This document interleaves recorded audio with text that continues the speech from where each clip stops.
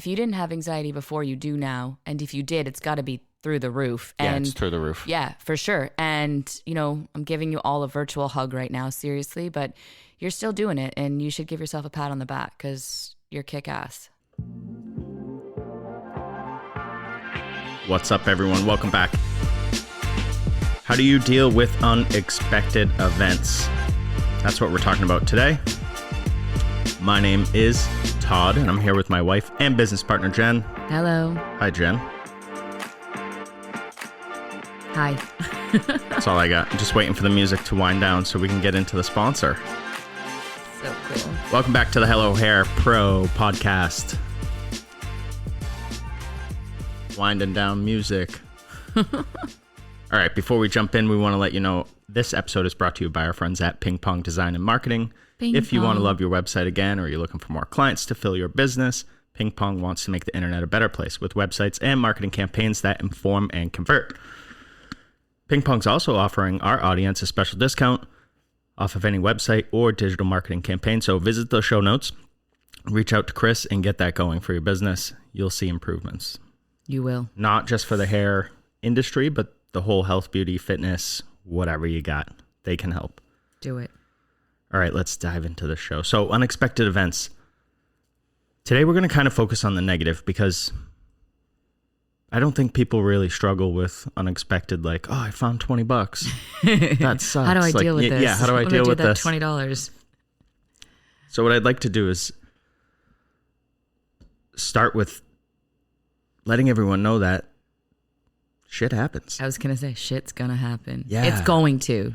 So I think as humans too, we have this false sense of like security. Mm-hmm. When you think about things like you're a random person on a rock flying through space, you have no control over anything. I don't want to get philosophical or anything, but like seriously, think about it. Like you don't have any. Well, when you put it that way, dang. Yeah. Well, I feel like when you realize that, it's like, well, yeah, you're just a dot in time, dot in the universe, and here you are. That's it. So you chose to... But you're cool. You're cool, though. Yeah, you're cool. You can be cool.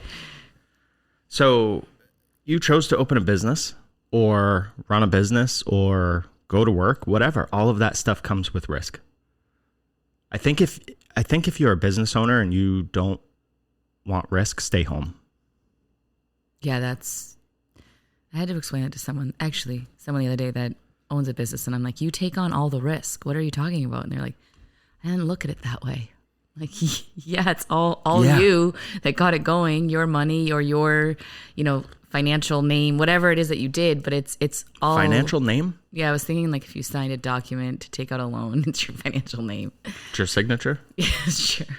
I don't know. I don't know what's happening already. 3 minutes in. I'm making up words again. Yeah.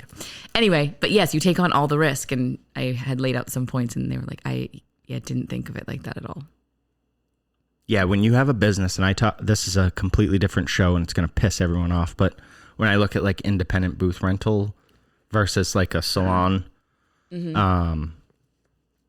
situation, I don't look at a booth rental as a business. Right, because of just by definition, just by classification. So, like, yes, you have an LLC. Yes, maybe. Yeah, well, you're supposed to. You could be they let you do it like as a sole proprietor or something. Yeah. All right, even less, right? So you file a business report with the state, and yes, you do an annual report. You're welcome. If you haven't done that, you should get on it. But there's no risk. And so a business to me is something that also, like, kind of getting off on a tangent here, but it's something that could be passed on. Mm-hmm. It's something that could be sold. Mm-hmm. So if you rent a booth, what could you sell? Nothing. You have nothing to sell. Right. It's also something that can generate income for you when you're not there. Right. If you're not working as an independent stylist, how are you making money? Mm-hmm. You're not. Now, you might do other things, but that's not what I'm talking about. Mm-hmm. And if you're an independent stylist, I do not want you to like send me hate mail, but if you have to, go for it. I'm not trying to offend anyone. I'm just trying to say, like, there's not a whole lot of risk.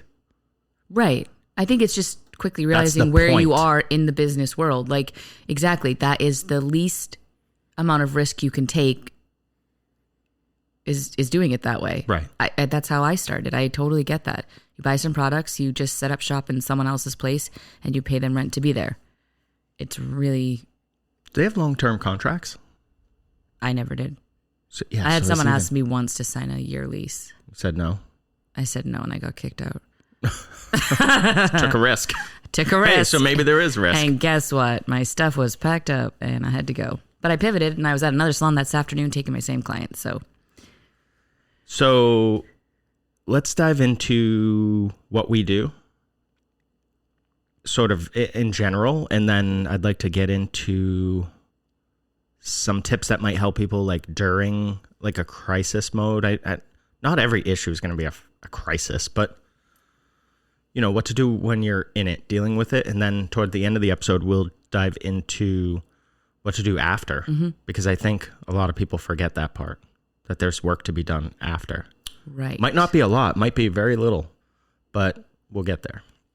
So the first thing that I do personally is, and this one gets tricky for people, but I allow the feelings. So for me, I'm a fighter, and I like, if someone says something or something negative happens, I go into like a fight mode. Now, I've gotten really good at getting irritated and like frustrated, but I don't lash out. Like I don't act on it. So I just let myself, like I understand that I'm feeling that way because that's who I am. That's my makeup. That's one of the biggest things I've had to learn, or I have learned over the last couple years, is when a situation brings up a feeling inside of me. And I used to I was more of a flight person, try to ignore it and just move on. Like it's going to get better on its own. But now what I do is I will ask myself, like, why do I feel this way? What just occurred that made me go into whatever is spiraling inside of me? And then truly, we've talked about this before, but then like the pause, like, okay, what is going on? Like, why am I reacting like this inside? I don't do it externally. And I do the same thing and then take a minute to kind of like figure out what's going on and why I'm feeling the way I'm feeling. And then my pause on how to deal with it, right? Yeah, pause is what I had next in my notes. The good old fashioned pause. So it's the most important. It gives you time to think. Yeah. You have to. So and become a rational human being again. Right.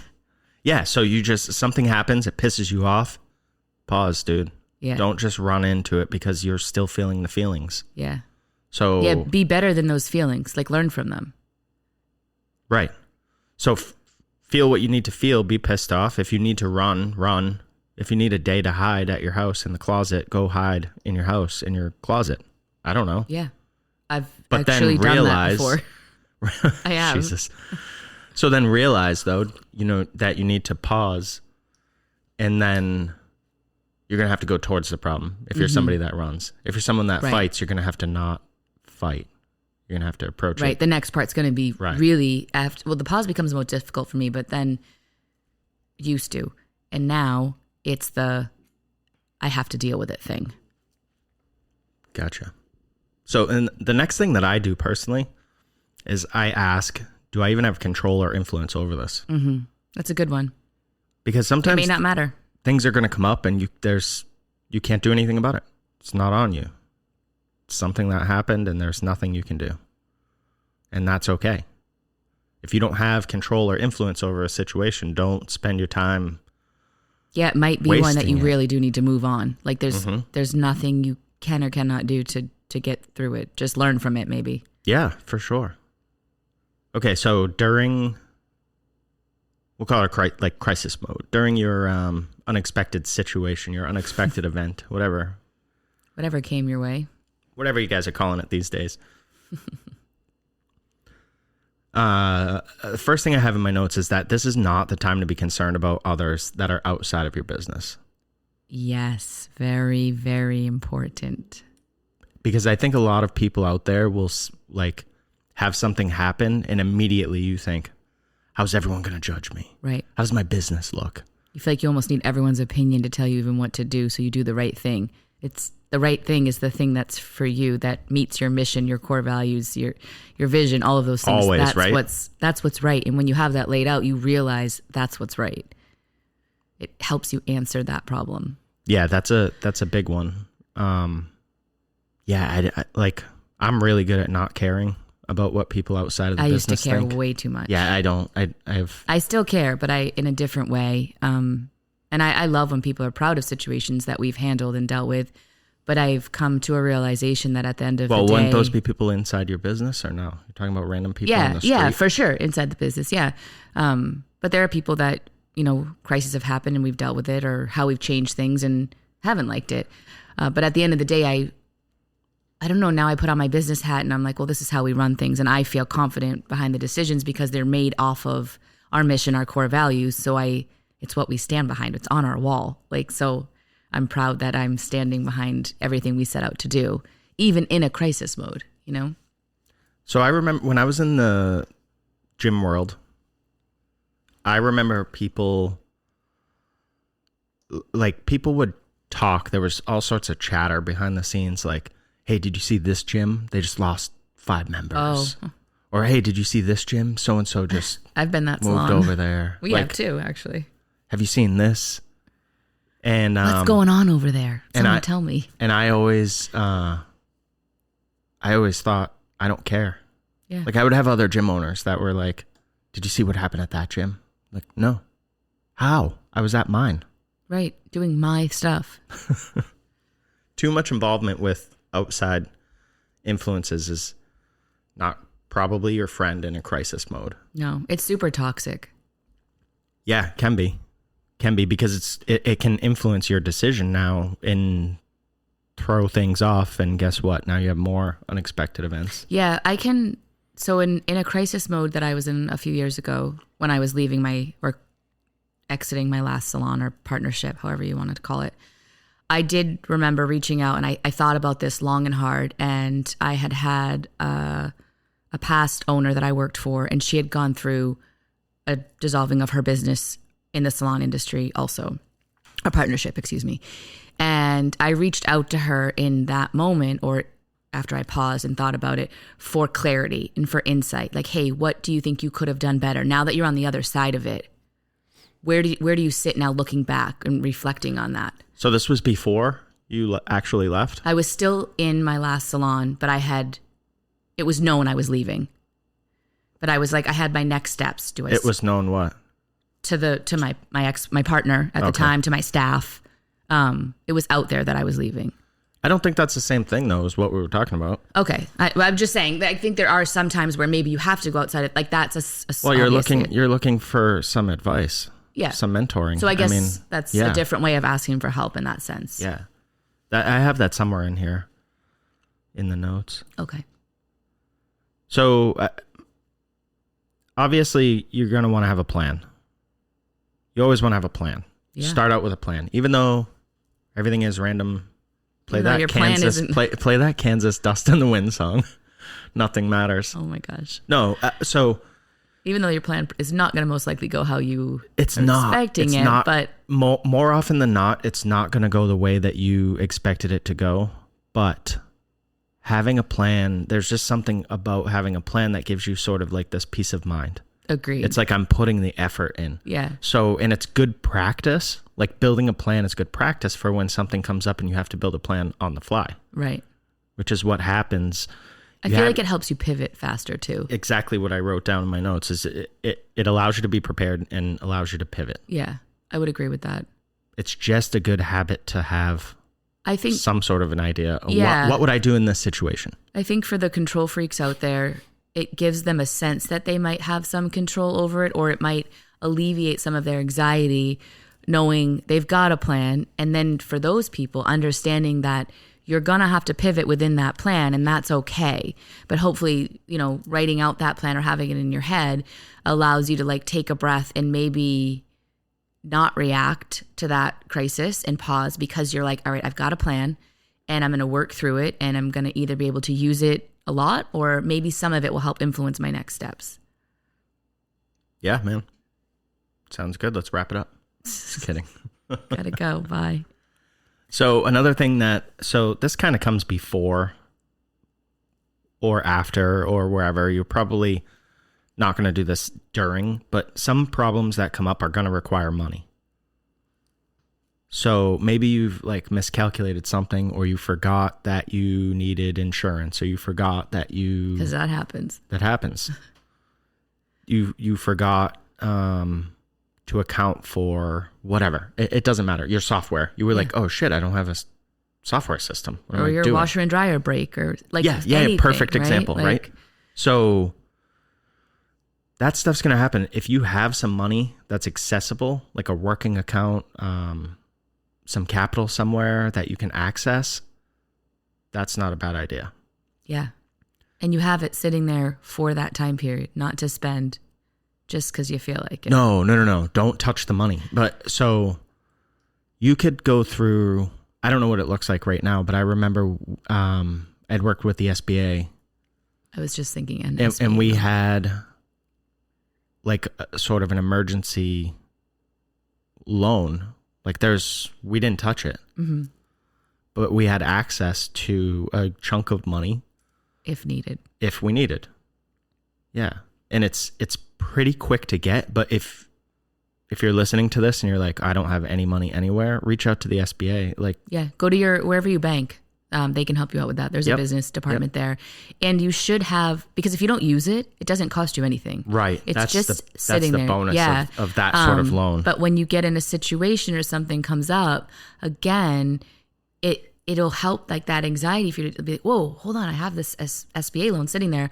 I can use that in this situation, and then we'll go through the aftermath. Now you got to figure out how to pay that back, but it'll help with what you need right then and there. And any business should be having some access to that, because this stuff will happen. Oh yeah, for sure.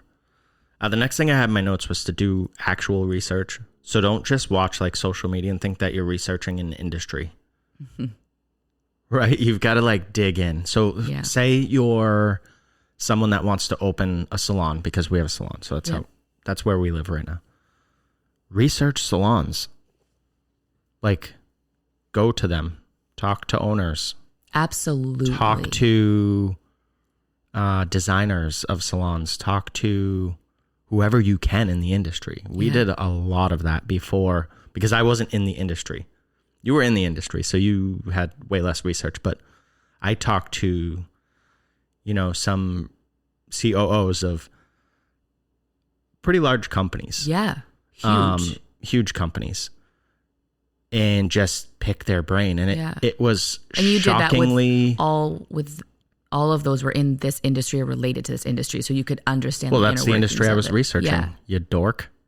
Why would I research? Are you bringing back dork? Yeah, dork is the funnest word. Well, because sometimes when people... Okay. Why would I research like... I'm going to talk to my salon peeps right now. When you use the word, I don't know, maybe... And honestly, hate mail me or comment below, because I want to know this. Stop with the already. You started it. So last show you were like, comment below if you disagree with Todd.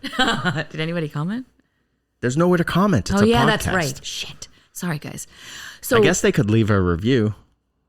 Leave a 5-star review that says, I agree with Todd. There you go. See, there's a way. So when you say CEO or CFO or whatever, when you start in my mind, when you start saying those things, I'm like, whatever business you're talking to, it's unrelatable to me.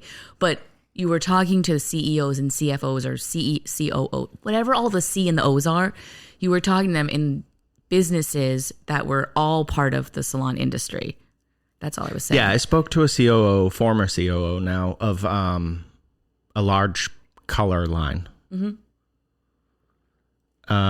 Just to pick his brain. And we had a great conversation about, he talked to me about the future of the industry and his thoughts, and I picked his brain. He asked me some questions. Yeah, we had a conversation. We spoke. And then another COO, I don't think he's a CEO. No one cares. Yeah, I know. Maybe they do. I know no one cares. But of a tech company that we spent a lot of time with, and we did a lot of video chats, and I was like, if you had to open a salon today, how would it look? Like, cool. I would ask questions like that just to get people's feedback. And then we steal the things that we like and we drop the rest, right? Yeah. And we make it our own. I still, for those of you who don't know, I educate in other salons often. And I love sitting down and I make time with the owners to talk about their business, and even sometimes their managers who sometimes know more about the business that they're in, but to just see what they're doing and what their thoughts are. And it's amazing and so eye-opening. And again, sometimes we steal stuff from that and sometimes we don't, but Hell yeah. If it's a good idea, it's a good idea. Right? But it's very important starting up, going through wherever you are in it, to get out of your own surroundings and talk to other people that are doing what you're doing or doing things similar, and find out what's working for them and what's not. And you'll literally grow yourself through that. That's a side note. Yeah. No, Yes. it's direct. I think there's so much value there. We talk about on previous episodes, we've talked about going to other salons for services and stuff. What do you like? What do you not like? When you see stuff and have these conversations and explore and do actual real research that's not on social media. Yeah. You that's can not real start people. to come up with some things and plans to deal with stuff that you weren't aware of, which is already putting you ahead now. Yeah. And bonus, you're going to learn so much more in your day to day by doing that. Like that's two parts there that you're going to literally grow. Get ready for when you do hit a crisis and just look at the day-to-day things you do and how to do them better. True story. So while all of this is going on, I need you to listen more. That's huge. The listening part. Yeah, you have to listen and truly listen, not just be waiting to talk, but truly, like if somebody is explaining something, you should pay attention to them. Like if you have a management layer in your business, we don't currently. If you have a management layer in your business and they're coming to you with a problem, you should be listening to them. And I love what you just said, because I think it's what majority of people do. They think they're listening, but in their mind, they're coming up with their response, which means you're not listening at all. You're just in your mind putting yourself first and coming up with them, probably a defensive response, not one that's actually going to be proactive. Yeah. Yeah.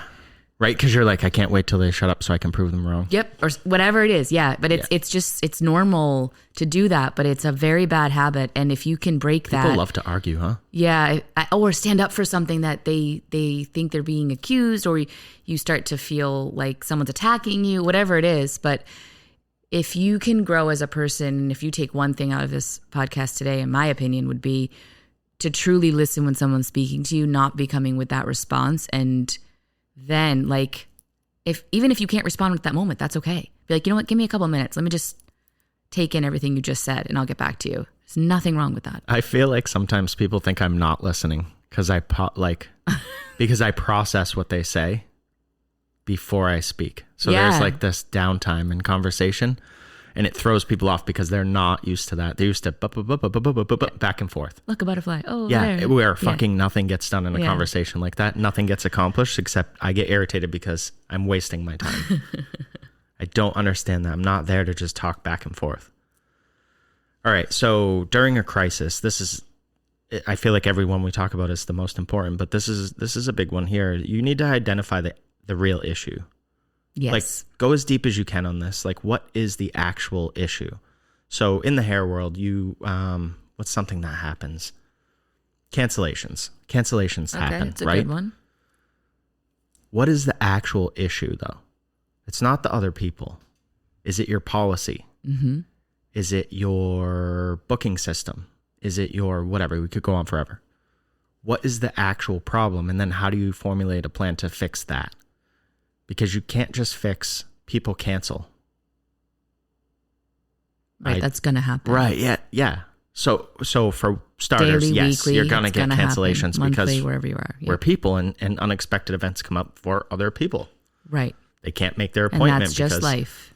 Their car broke down, or they got fired from their job, or we've seen everything. Family emergency. Yeah. We had one on Saturday, actually. So you have to identify, you have to boil it down. Boil it down to, like, what are we actually dealing with here? What's the underlying issue? What do we need to fix? What do we need to address? And then you can move forward. with a solution. And here's a pro tip here. Don't dwell. You have your solution, execute, go, start it, do it. Do not wait once you have your solution. Unless your solution includes like, I need to wait till this date and then we're going to do that, whatever. Yeah.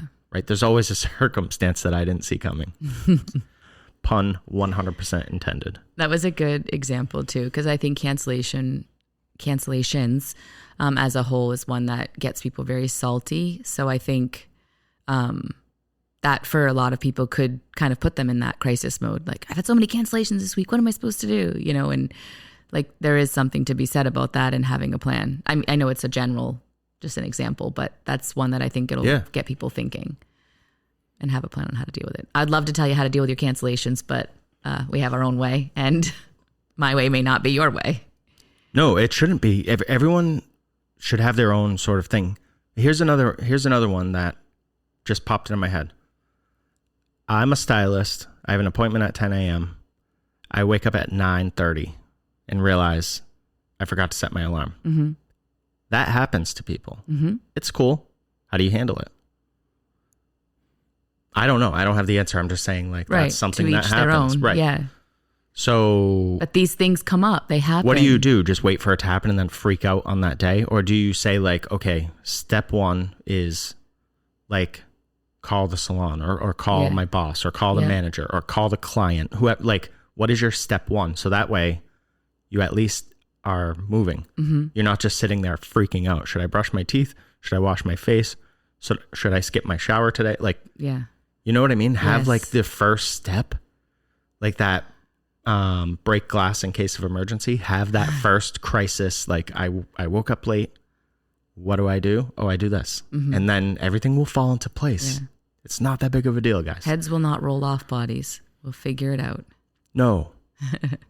You'll be fine. And if your boss is going to kick your ass over being late on a day here and there, now don't do it all the time or I'll fucking fire you. Yeah, it's different situations for that. But I have had somebody, it happened many times.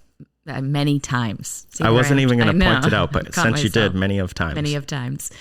Where staff would call like, oh my God, I ran late and they're expecting, or I woke up late. Literally, it's so funny. Like they're expecting me to start yelling at them. And I've done this my whole time owning salons. So from my last salon to this salon, take a minute. I'll call your client usually they've already been like, I've reached out to my client. They're coming in at this time. I'm letting you know. I'm like, please take a shower, brush your teeth, grab a coffee if you need it. What time do you think you'll be here? Because I have to reset their day because I don't want them coming in like a spaz Tasmanian devil. That's not going to help the salon culture at all, right? It doesn't help me chill. Right. So my reset is with them and they're like, okay, I'll be there in, let's say it's 45 minutes. Okay. In 45 minutes, when you walk through the store, I need you to take a breath and restart your day. Please do not come in like a crazy lunatic. Like, I'm not mad. Like, I want you to like do, and they're like, oh, okay, thank you. Like, yeah, let's get this to be a good day. This is one, like, just bleep in the day. It's totally fine. Right.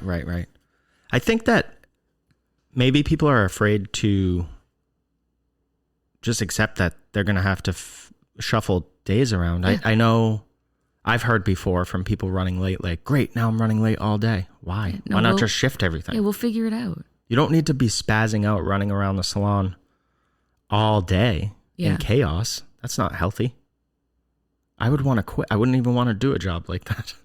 I don't know what it is. I would just not come in that day. I will say I want to touch back because I think one of the things that's really neat about the culture in our salon is we had a big cancellation on Saturday. It was like a 4-5 hour appointment.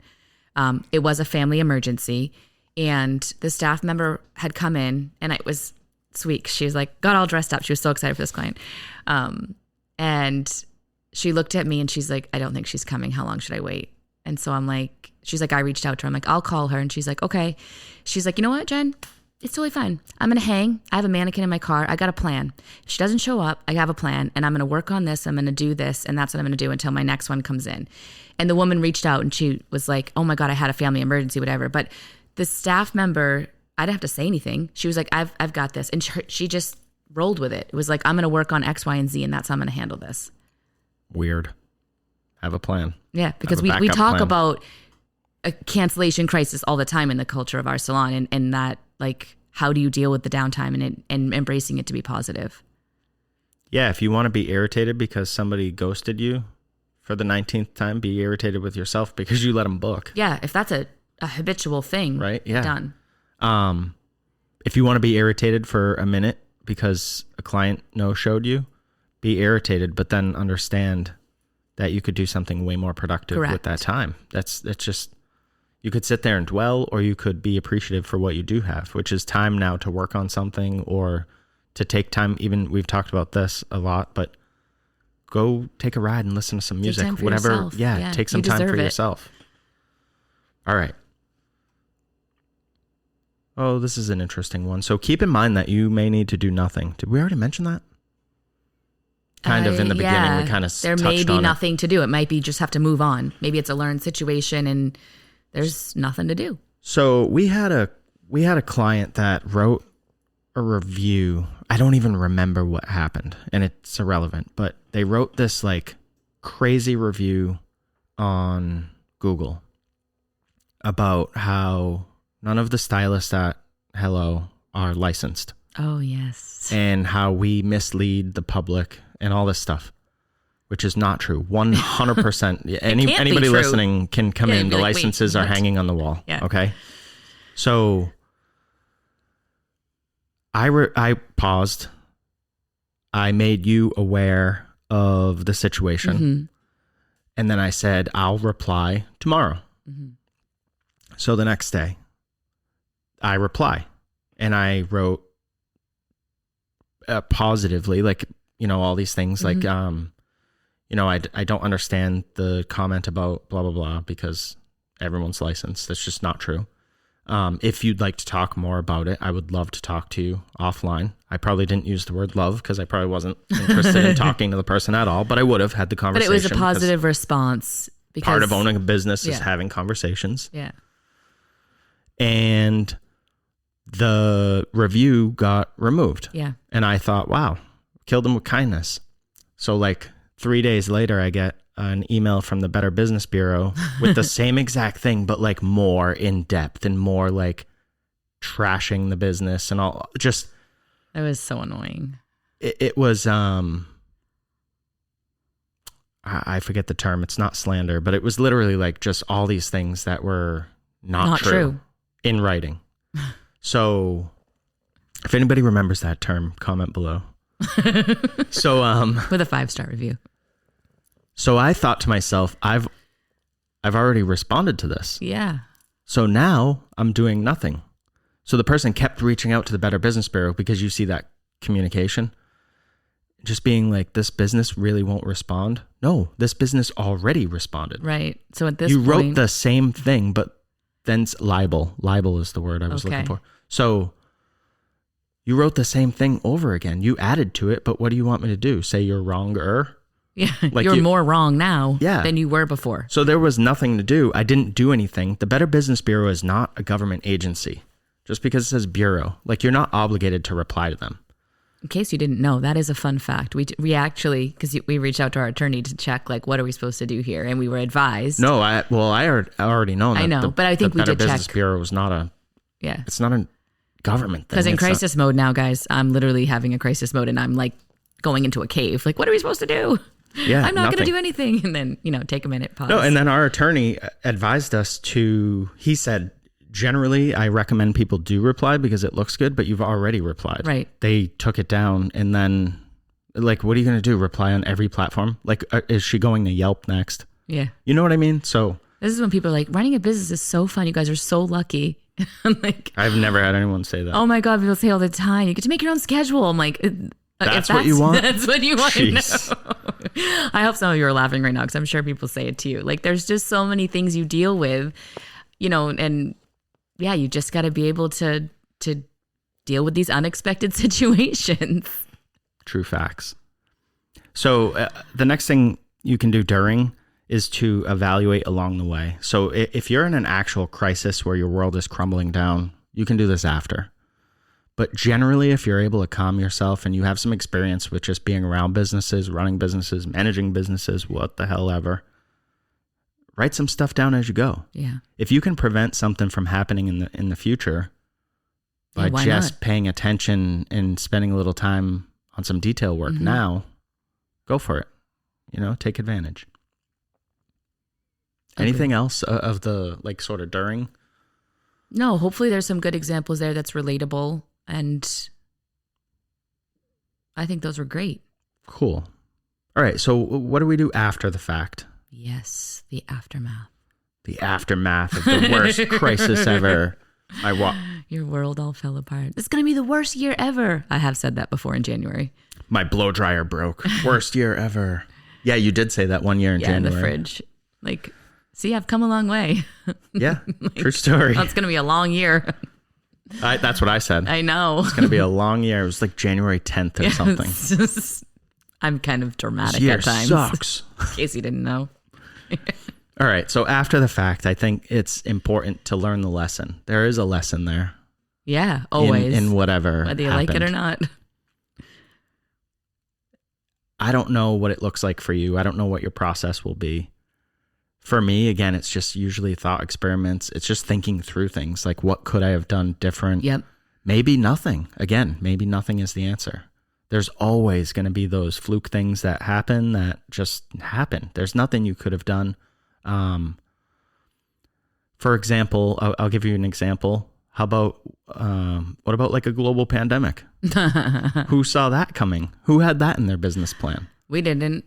No. Our business plan was pretty thought out. I'm shaking my head right now. I know nobody can see, and closing my eyes. I don't want to talk about the pandemic ever again, but honestly, if you saw that coming, for sure, reach out. I want to talk to you. You're the smartest person ever. Or you're responsible. I want to kick the shit out of you. Seriously. No, but just think about things. I don't know. Maybe you just prepare for things in a different way. Maybe it helps your mindset just to know like, hey, yes, that happened and we're still here. Like if you're a business owner or anybody listening right now, you just went through like 3 years of some bullshit. I say all the time. And you're still standing. Yeah. If you didn't have anxiety before, you do now. And if you did, it's got to be through the roof. Yeah, and it's through the roof. Yeah, for sure. And, I'm giving you all a virtual hug right now, seriously, but you're still doing it. And you should give yourself a pat on the back because you're kick-ass. And I think you should do that every single time you have an unexpected situation. You face some sort of adversity. Be proud of yourself when you get through that. Mm-hmm. You come out on the other end. Yeah. And you're still standing. Good for you, man. Yeah. Because a lot of people in your situation would have quit. Yeah. That's why entrepreneurs are a very small group. Right. It's not for everyone. Nope. So you've got to be tough, and you're tough. Trust me. Agreed. You don't have to be mean and all those negative words associated with tough, but be tough. I hear tiny humans. Me too. In the background. All right. The next thing I have after the fact, stay positive. So maybe the outcome wasn't what you wanted. That's okay. Just keep the right mindset. I like that. Stay positive because, yeah, stuff's going to be frustrating. It's going to be hard, but I always can, when I get through something, like, and I start to feel more optimistic again, is when I'm like, okay, this is good. Like I've powered through it. I've done everything and I'm feeling optimistic again. Like I may need a minute to get there or to be positive, but like, that's how I know I've like come out and I'm moving on to the next thing. Yeah, agreed. I like that. It's almost like a pause after. Mm-hmm. Yes. Did you just say that? I don't know. Okay. I was trying to listen for tiny humans while you were talking. I'm going to be honest right now. We have 3 tiny humans. You never know when someone's walking around the corner. All right. So the next thing I had, so this is after, get some help, right? If you're working with an internal team, be sure that you're communicating clearly with them. Yes. Hey guys, what can we do better next time? Whatever. Yeah. Even during, if you have a team, like, hey, what would you do here? I don't know. If you have a management team, for sure you should be involved in them, depending on what their roles and tasks look like. Absolutely. And get some help outside. Get a mentor or whatever, or have someone that owns a business that you talk to or whatever. I don't know. I think that's really important. But have someone to go to and say, what would you have done? Yeah. Oh, I would have done this. Damn. Yeah. That sounds good. I feel like I didn't do that. Yeah, my last salon, I literally just walked around with blinders on. I never looked outside. I never got outside advice. And actually, I shouldn't say never. No, you did a couple times. I did a couple times and it was really horrible advice. So I will say, if you're reaching out for outside of advice, you've got to find someone that can give you sound advice, real advice, and actually knows what they're speaking to. I did not do that. And I had a business partner. We both did not do that. And we got really horrible advice in some different variable situations. And it did end up closing our business. So that is very important to find somebody that actually knows what they're talking about. Yeah, I don't want to be mean. So I won't say it. Okay. But finding a mentor, I think, is really important. But I think finding the right mentor that... Your business mentor was a shithead. Yeah. Sorry, I had to say it. Yeah. Just making shit up. Yep. All sorts of stuff that didn't make sense and didn't hold up. And okay, so it's very easy when you're in legal stuff. a crisis mode or lots of unexpected situations are coming at you to just grab on to anything you think will help. And at that point, that lifeline, we thought, like, please help us. And it was a bad lifeline, and it was a bad coach. But at that unexpected situation and what we were going through was just like, this person has a business. They know more than us. And let me tell you that person did not know more than us. And again, where you said planning ahead of time, have a mentor, have certain things in place before. So when these things come up, you have a strong network and all of these people in your network are trustworthy and will really help you. Very important. One of the reasons why I tell people to reach out to an attorney and establish a relationship before they need an attorney is so that they know you exist. They know you're operating. There's a relationship. They know what, a little bit of what you're about. And it's not scary to make that call when you're like, hey, I just need a piece of advice.